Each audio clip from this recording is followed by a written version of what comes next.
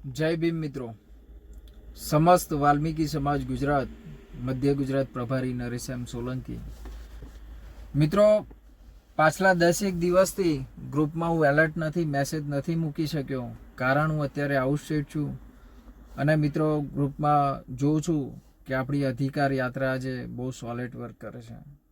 જીતુભાઈ બારૈયા, મનહરભાઈ રાઠોડ, હરીશભાઈ મૈડા તેમજ અન્ય પદ અધિકારી જે મિત્રો મહેનત કરે છે ને, જે પોતાના પરિવારને આજે છોડી એમને સમય નથી આપતા અને જે સમાજ માટે લડવા તૈયાર થયા છે અને ઘણા સમયથી મિત્રો લડે છે. તો મિત્રો, હું તો એટલું જ કહીશ કે સમસ્ત વાલ્મીકી સમાજ ગુજરાત સંગઠનને સપોર્ટ આપી, સમર્થન આપી અને મજબૂત બનાવીશું. મધ્ય ગુજરાતમાંથી ગોપાલભાઈ સોલંકી, રાજુભાઈ સોલંકી, અશોકભાઈ સોલંકી આ બધા આપણી સાથે છે, તેમજ હું પોતે. મિત્રો, આપણે એકતા થવાની જરૂર છે, એકતા કરવાની જરૂર છે.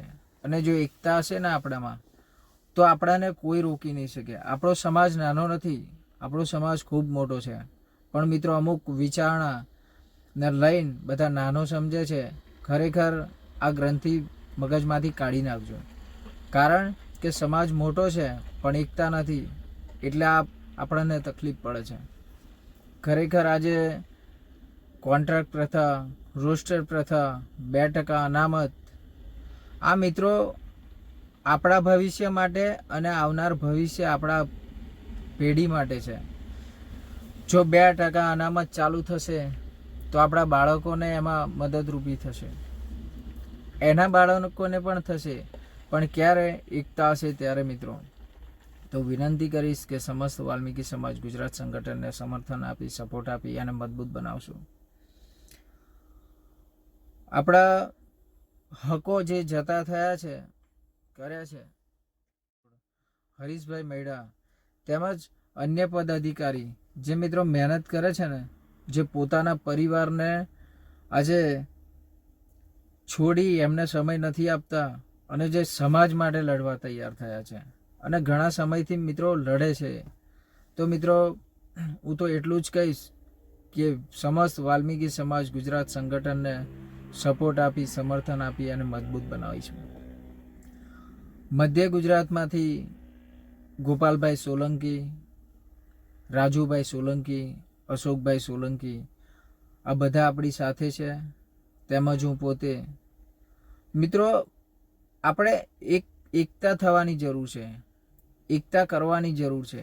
અને જો એકતા હશે ને આપણામાં, તો આપણાને કોઈ રોકી નહીં શકે. આપણો સમાજ નાનો નથી, આપણો સમાજ ખૂબ મોટો છે. પણ મિત્રો, અમુક વિચારણા ને લઈને બધા નાનો સમજે છે.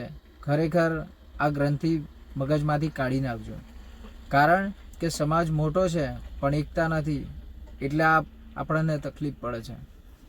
ખરેખર આજે કોન્ટ્રાક્ટ પ્રથા, રોસ્ટર પ્રથા, 2% અનામત, આ મિત્રો આપણા ભવિષ્ય માટે અને આવનાર ભવિષ્ય આપણા પેઢી માટે છે.